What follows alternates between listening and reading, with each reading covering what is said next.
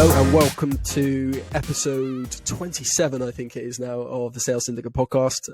Very excited for this week's episode. I think it's been in the pipeline for a few months maybe, but as everyone knows, Q4 and Q1's been a little bit of a weird one. The market's changed massively, and I think everyone's just been ridiculously busy. So good to get it in the diary finally. But I will hand over to my guest to introduce herself before we go into the topic that we will be covering. So over to you, Heather. Thanks, Jamie. Yeah, so my name's Heather Leo. I'm a senior account executive here at Chili Piper, and I'm based in Boston, Massachusetts. I've been here for about a year and about 4 or 5 months. So it's been a great ride so far. So I've had the pleasure of meeting Jamie through their interest in Chili Piper. So it's nice just to be able to hop on here today. And I'll apologise now for the lengthy sales process that we gave you for that one. It happens. Yeah, a textbook lengthy sales process, that one. No, it's all good. No, like I said, it's really great to get you on. And I think that there's probably no need for us to introduce Chili Piper as a brand or a company. I think everyone has heard of Chili Piper, has seen Chili Piper. But the reason we're going to catch up today is because Chili Piper famously, probably most well known, or probably after their product, they're most well known for 100% remote workforce, right? Yeah. So today we're going to be talking about that, how the business has sort of pioneered that, company of the future, I think they call it. And then obviously how you personally cope with that. Because I think a lot of people there would be a lot to learn and a lot of tips and stories and stuff that you could share. One for companies who are looking to implement that sort of, working setup, and for people who have never remote worked before. I've never done it, so I'd like to learn how it could be done should that, be in the future for me. So, it's going to be a really, really good chat. And I'm looking forward to it. So I think I'll sort of hand over to you for the majority of it. So I'll sit back and hopefully not do too much talking. But we're going to kick off with the interview process, because 100%, remote company, I'd imagine the interview process itself is probably the first, gatekeeper almost. It's the first sort of checkpoint of filtering out the right people. So can you just run us through that a little bit? Yeah, totally. So my interview process was similar to so many other people's at Chili Piper, but I will say that a lot of people that work at Chili Piper were referred to work at Chili Piper by someone that was already internally. So for example, for myself, I had worked with one of my colleagues at another company before, and we had just actually implemented Chili Piper, and then he ended up going to Chili Piper because he loved the tool so much, and he referred me in there. So I'd say a lot. With this, I think greatly contributes to culture too, is referrals, right? Because you know that the people that you're getting are probably good if they've made it through the round, like they've been referred by someone who's made it through to the end of Chili Piper. So anyhow, I was referred in actually by one of our customer success managers, and the process was a little bit lengthy, but to be honest, it was so thorough. So at first, when you have the interview, you obviously meet the recruiter, which is pretty standard, I think, for tech or any other company. And then along the way, as you're interviewing, you actually get the option to get a Chili buddy. What I mean when I say that is like someone who works at Chili Piper that you do not know, who maybe isn't even in the department that you're interviewing to be in, who can just kind of like coach you along the way and just answer any questions you might have that maybe you don't know, you might not feel comfortable asking the initial interviewer. So it helps you kind of vet out, like, could I work with this person? What kind of person is this? And am I enjoying this process? And what is the culture actually like? And so that was really, really nice. And the interesting thing is that person really doesn't have any sway on whether or not you get the job. It's just I was going to ask that. I was going to say, is it like a secret way of them doing, oh God, they were awful during the hiring process? So it is just like a really great additive of, we're going to help you get the most out of this process. Yeah. And once you actually work at Chili Piper, you are introduced to the program, so you can actually volunteer your time to, and again, we use Chili Paper to round robin who it's going to go to, but you get assigned a chili buddy, and you get like one every, you can decide how often you want to be a part of the program. But I myself, since working at Chili Piper, have volunteered to like, meet with people who are interviewing to help answer any other questions they might have and kind of coach them through the process. But yeah, I've never been asked throughout the process, like, what did you think about that person? Um, Generally, if I really liked someone, I make sure to let someone know. But yeah, my Chili buddy was Jared Wexler, who is a solutions consultant. So I ended up working with him so much while he was here at Chili Piper. But yeah, he didn't really have any sway on whether I got the job or not. But anyhow, I think that little piece of the puzzle through the interview process actually was super, super unique to me. I'd never heard of it before. And it really helped me kind of get the feel of the company. Um, but yeah, and then I'd say like, it's pretty standard, but I would say that, we did like, I'm an account executive, so there's a lot of talking about like how I do discovery and role playing and making cold calls and all that. And by the end, you actually end up interviewing with the CEO, and it's actually a very technical conversation. I can't even remember what question he asked me, but I remember thinking to myself, I really hope I know the answer to this question. And if I don't know the answer, I think I just need to embrace all humility and just say, could you teach me, how to do that? And so, um, anyhow, it is a pretty like intense interview process, but I would say it was so, so, so thorough. I think really the goal is to make sure that someone's going to be a good culture fit, but not just that, but they're going to be hardworking and curious and responsible. So, yeah, No, that was I a little was bit of, really interesting to hear the almost that buddy system, because a lot of businesses when you join, they it's one of their like incentives, isn't it? We give you a mentor to help you grow in your career, but the fact that Chili Piper give you a buddy to help you during the application process, I think is amazing. I've like you said, I've never heard of that. Like yeah, that's same.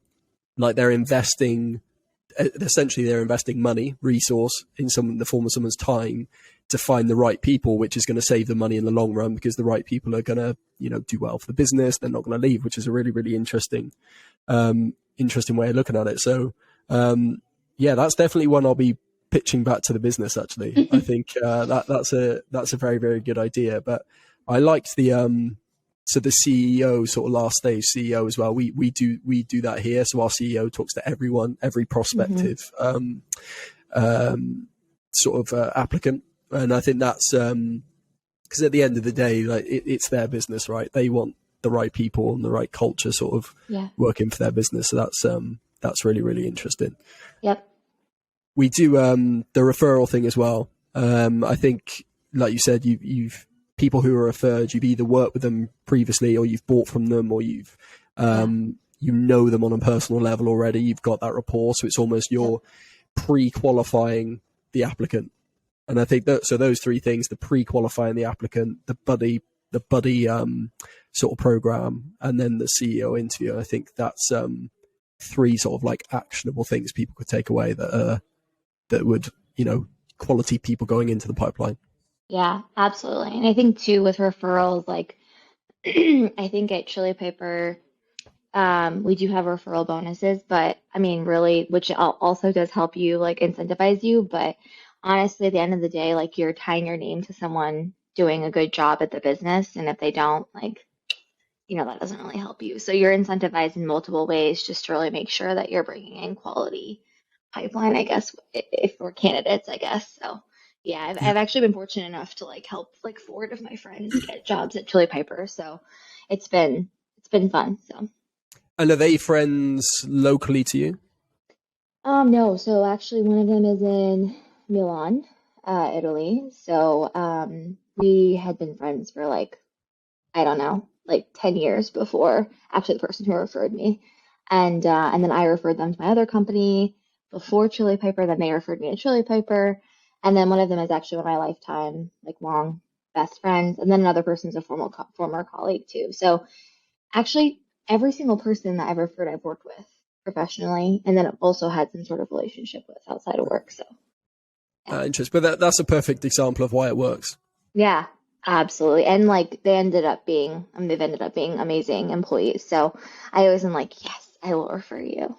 So you've got a So good close one conversion rate yeah, on your I on your do. candidates. Yeah. Yeah, it was a running joke when I first started here. That my like close rate was the highest of the company, just bringing people in and bringing good candidates. So pretty proud of that. So if it all goes tits up, you've got a career in staffing and recruitment just waiting for you. Exactly. Yeah. Yes. And that's my husband always would joke with me about that. He's like, you know how their sales doesn't work out for you, which it has, but if it doesn't, I think you could totally open up your own staffing and recruiting business. So just funny.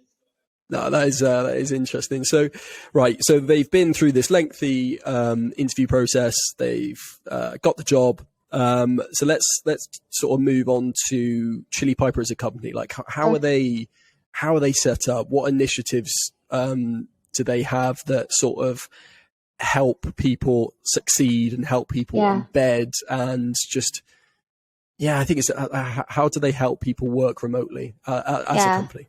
That's a great question. So, I would say that Nicholas and Lena are founders. They're awesome, but they're incredibly relational, which I think it's a hard balance, right? When you're like a founder. I've never been a founder before, but I can imagine it's difficult to run a business, but also be relational and care about connection as well as driving revenue for the company all at the same time. Like that's a very hard thing to balance. But a lot of different things had been implemented, internally when I got here that I kind of just got grandfathered into. And some of those things were like, well, for one, we utilize Slack so much. So we have so many different Slack groups that kind of help you connect with different people at the business that maybe you wouldn't otherwise know, whether that's like a chili pets channel where you can just post pictures of your dogs. Like that's blowing up every single day. Who doesn't love their dog? I certainly love my dog. Or, a cat. So I know you have a cat, Jamie. Um, but yeah, and then, we do something called coffee buddies, where essentially every single month you're assigned a buddy to meet up with coffee, like a virtual coffee for like 30 minutes just to get to know one another and connect. Um, and then one of the really cool things that I'd never seen before I got here, was this idea of making Piper meetings happen. And what that means is essentially it's a program that Nicholas and Elena started that allows us as Pipers, that's what we call ourselves, to meet up outside of work and get to know one another. So, for example, I have like a handful of colleagues here in Boston that are not on my team that I wouldn't have otherwise known, but essentially we have the ability to like, we have a small stipend to go to dinner together, to meet up.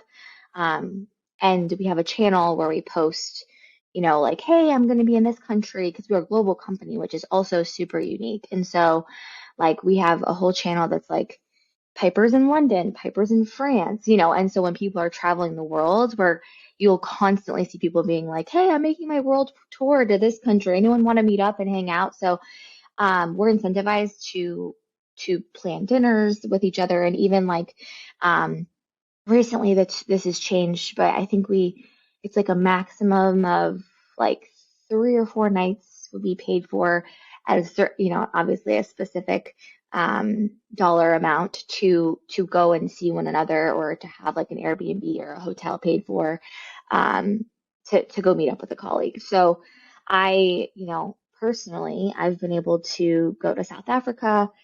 You pay for your way there, so that's also kind of a lot, but I was already there, so I did it.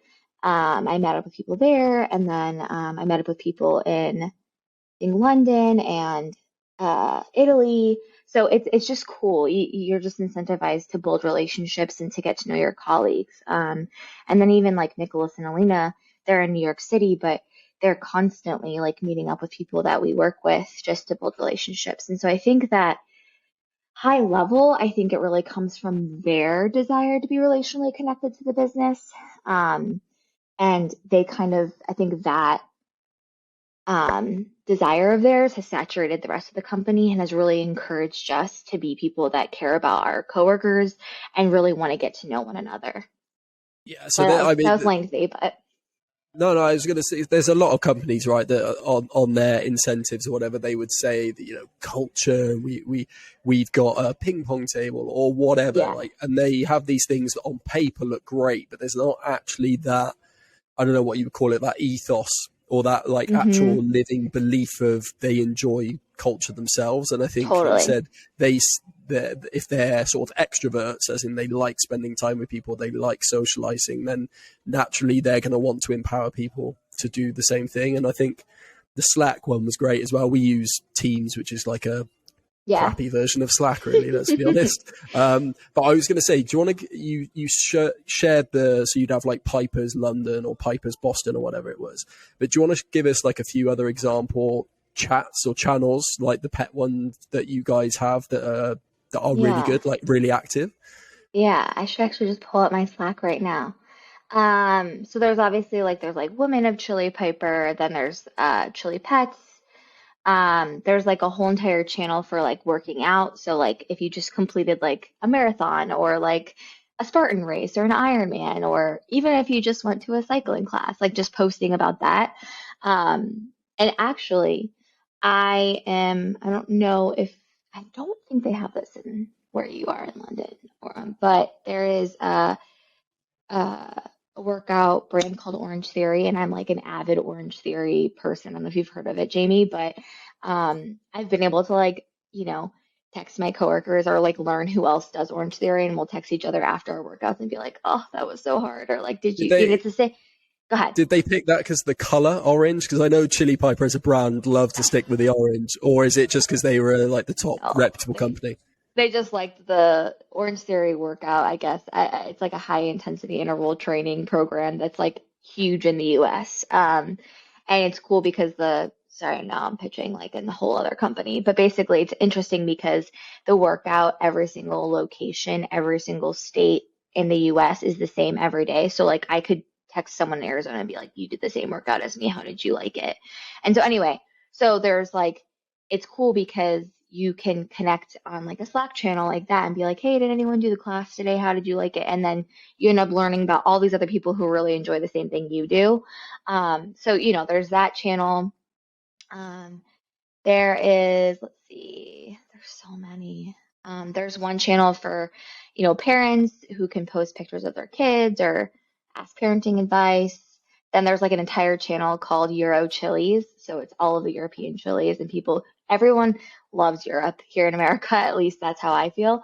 And so it's just like people that are in Europe all the time. Chili fitness. Um, let's see. Yeah, I mean, those are some of the ones that I'm active in. But What's your favorite? You're right, like right now. What's your favorite channel? probably the Making Piper meetings happen. So that's where essentially if you do a Piper meetup, you go out to dinner or you go visit another colleague, you post a picture of like what you did and who you met up with and who you met. I am always looking on that channel because I'm curious what everybody else is up to and where everyone else is traveling to. And then it gives me ideas too to be like, oh, I should go visit Tristan in Italy or, whatever. So yeah, I love that channel.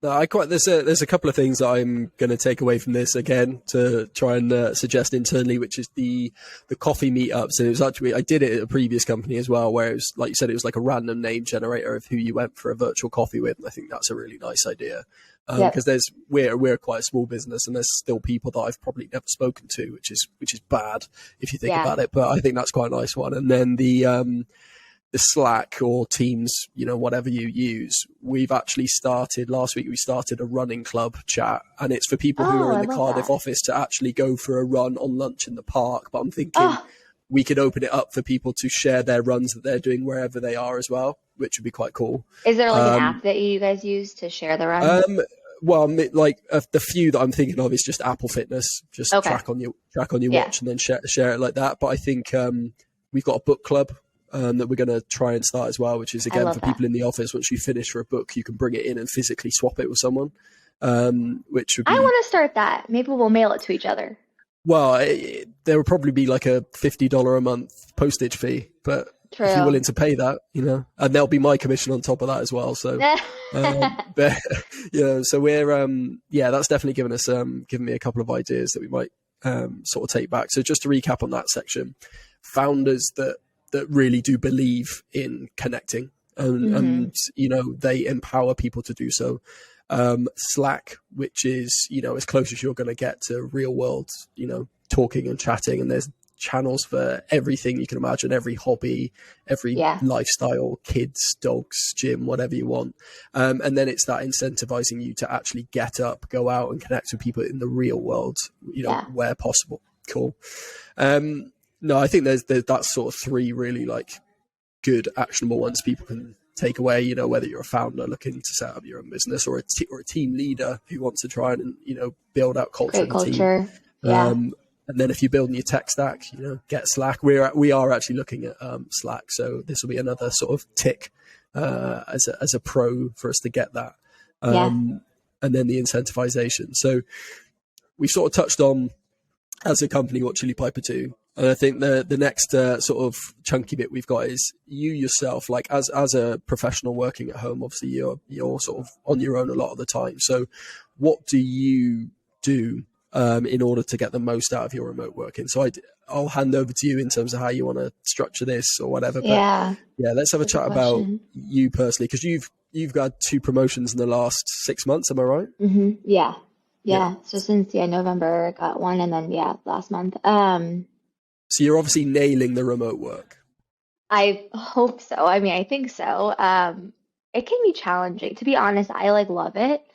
But there are definitely days too where, I yearn to go into an office sometimes, which I didn't mention this earlier, but you are able to also get like a co-working space. Chili Piper helps you get a co-working space, and we had like a little shared co-working space that we honestly didn't really use as much as we should have, or we could have, with some of the Boston people who are located here to come in. So that was cool too. So, but yeah, I will say that working remote is, to be honest, I feel like it's a privilege, a luxury. It's really nice because I can work really from anywhere in the world.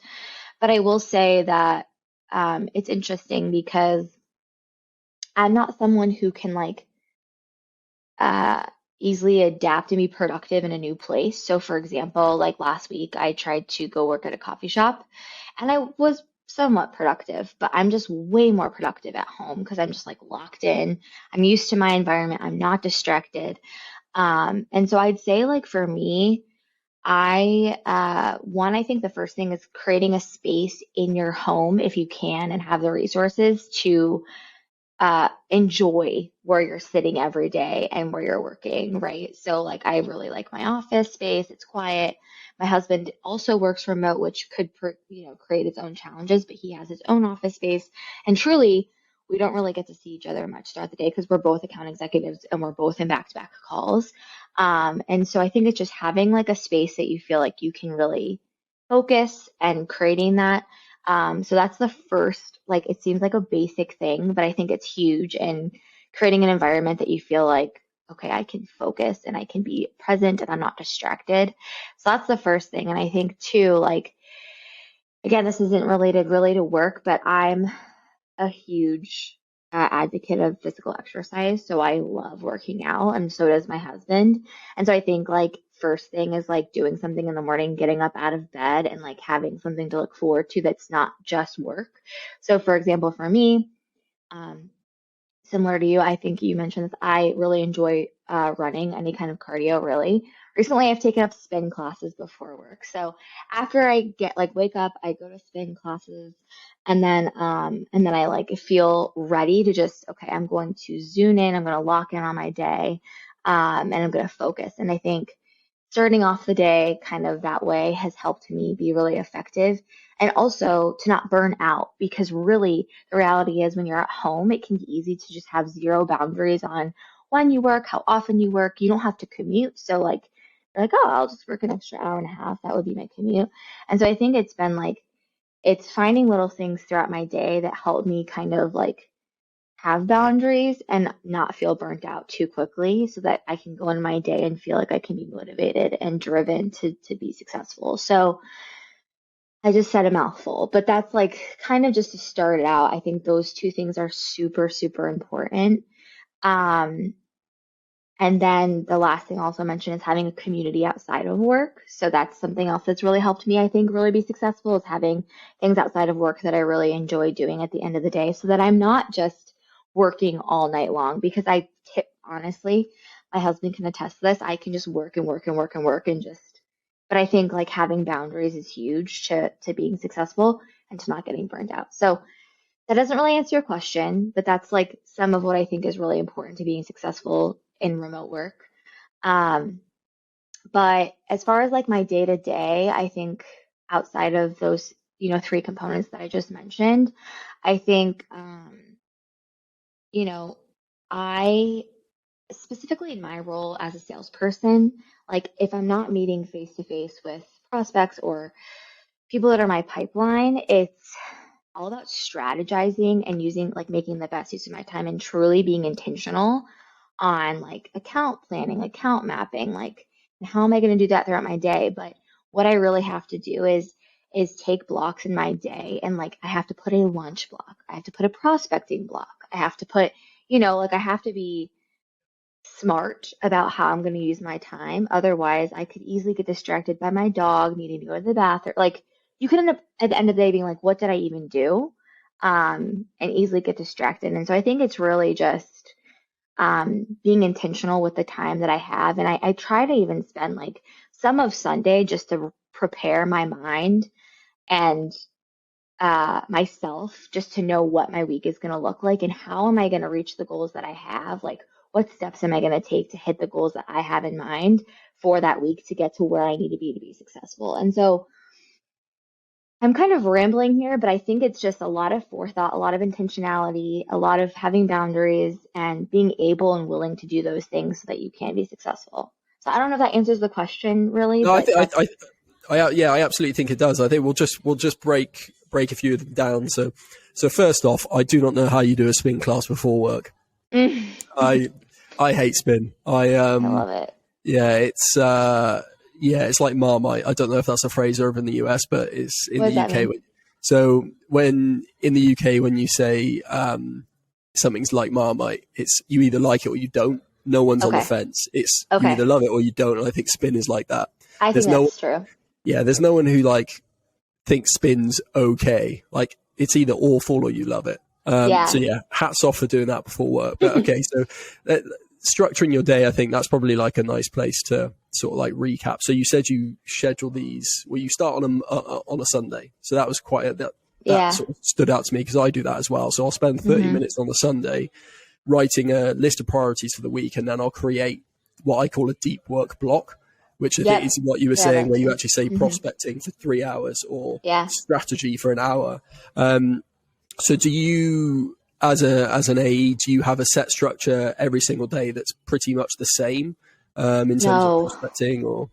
no. And that's the thing is like, so the nature of Chili Piper, even scheduling. So like my job is inbound and outbound. So specifically for my role, I'm going to get as many meetings put on my calendar as my calendar allows. So if I have too many blocks on my calendar that are like prospecting, like strategy, like too many of those that are not flexible to be moved, then I'm not going to get my meetings that I need to, hit my goals. And so I do put blocks in my calendar that are I mark it as like available, if Yeah. that makes sense. So that if Chili Piper is reading my calendar, it could still book a meeting, which definitely does happen. And then I have to readjust what I'm going to prospect and everything. But yeah, I mean, essentially, really, what it is it's just planning out times um, throughout my day, other than like by and it's always like for me, it's like customers or prospects come first, and then I prioritize everything around that. And so no, every day is so different, which I realize for some people is not doable.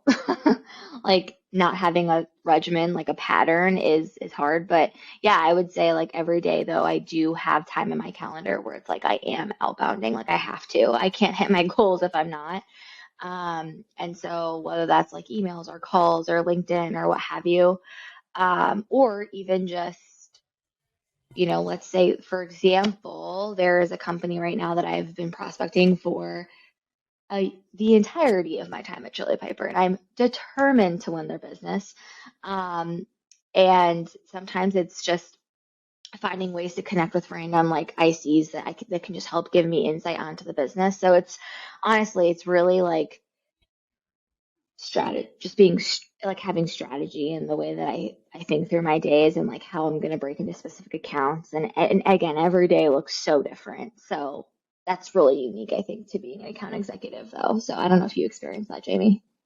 Well, because I'm I guess fortunate enough that because I work in marketing, I don't necessarily have a massive amount of like outbound calls or calls that just get dropped in my diary without Yeah. me knowing. I get to have a lot of control of my diary, which is nice because, like you said, I love structure. So when I know how my week's going to look when my week starts, and it doesn't tend to change too much throughout the week, which I'm very, very fortunate Mine's to forever changing. have. Um, but no, I think to your point, having some semblance of structure, even if it's loose, is going to help you maximize the time you do at home. Because like you said, you can get distracted, and I think Totally. it's the structure, even if it is rough, that helps you stop getting distracted. And playing with the dog, or going to look for snacks, or going to Yes. take the bins out, or whatever. Like Hmm. I wouldn't be able to play with the cat or take the bins out because I'm in the office. So it's almost like you have to say, no, I'll leave those sorts of tasks to when they would have been done if I was in the office or whatever, Yep.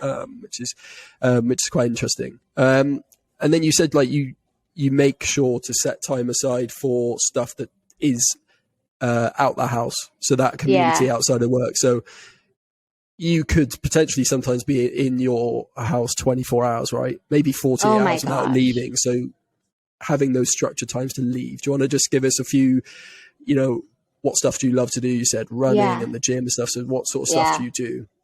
If I don't work out during the like in the morning right before work, it's in the evening. So right now, actually, this is kind of fun.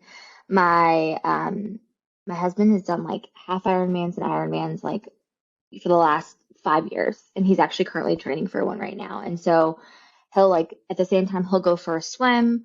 I'll go do a cycle class, or I'll do like a strength class or a CrossFit class or whatever. So I love working out. My husband and I also, again, we're account executives, so we're quite extroverted, I would say. We love having people in our home for dinner.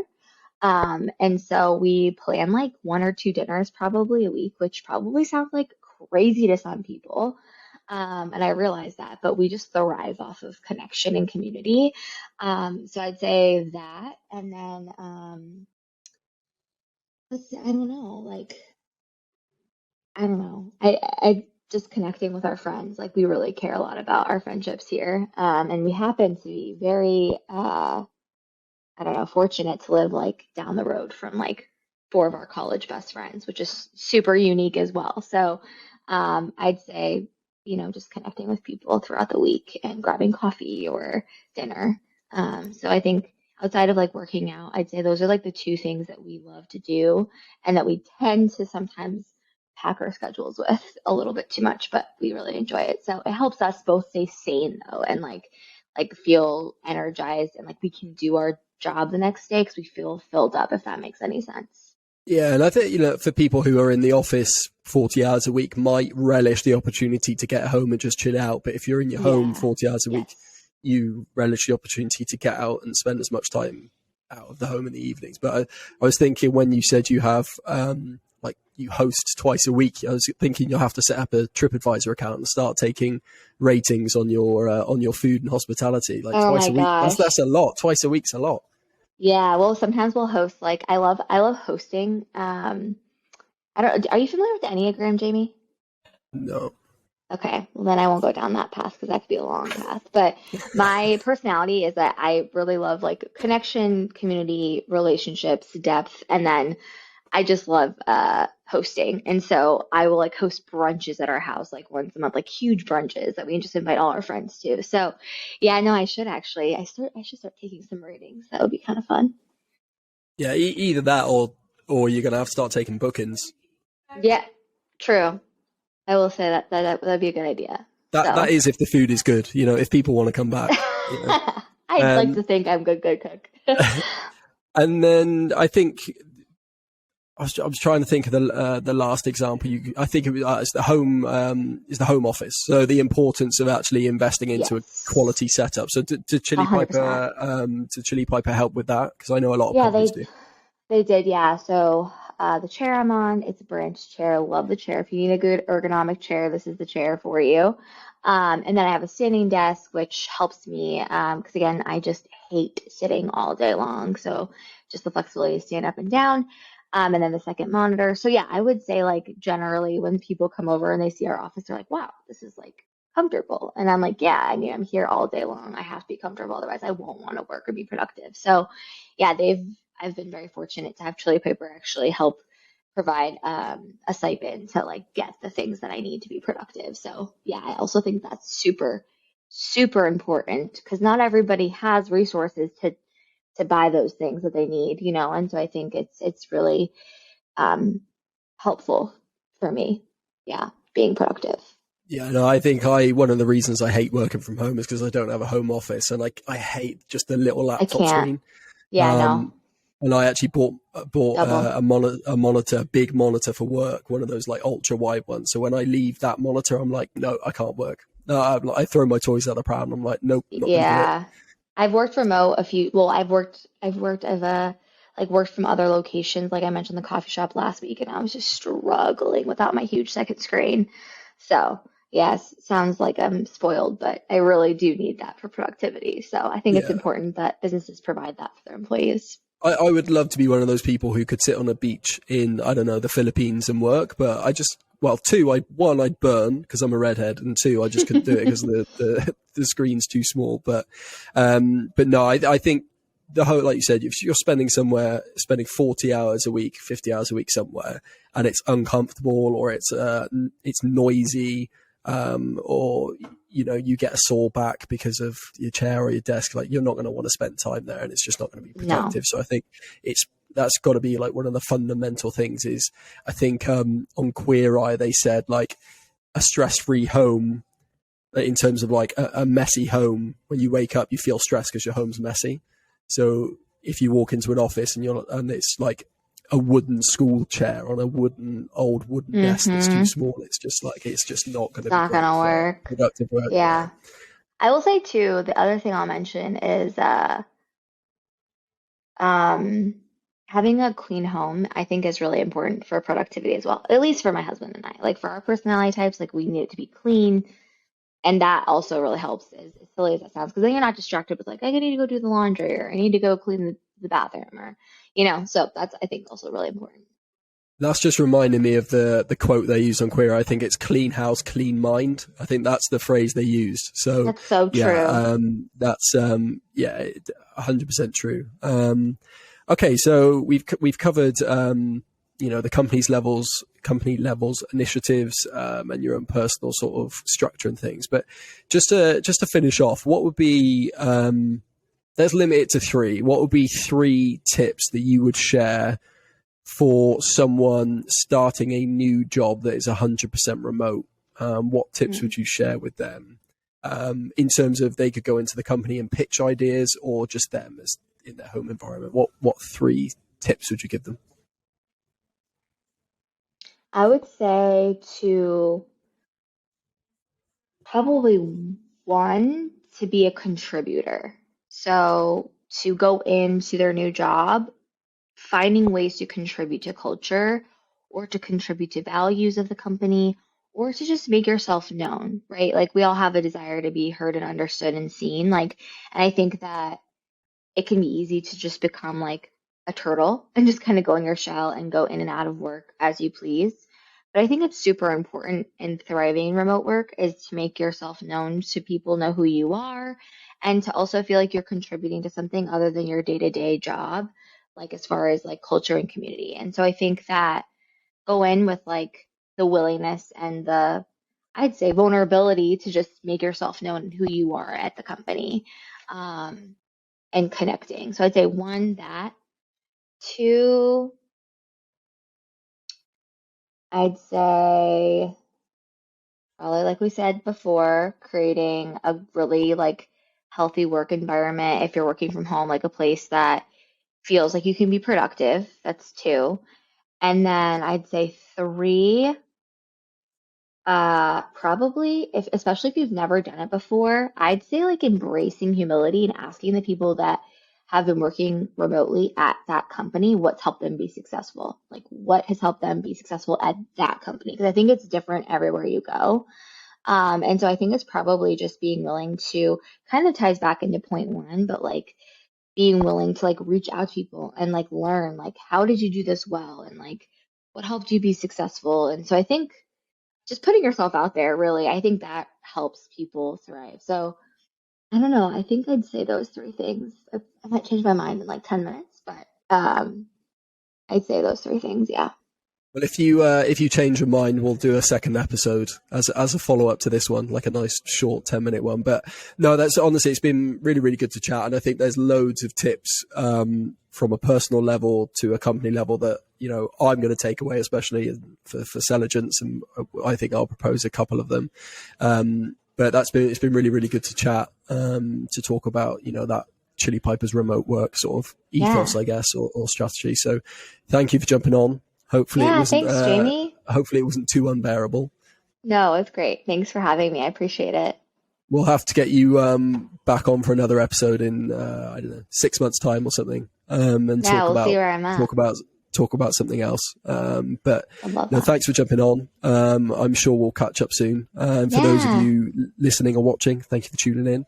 And it's been great chatting. Yeah, you as well, Jamie. Thank you so much. Have a good one. Cheers, guys.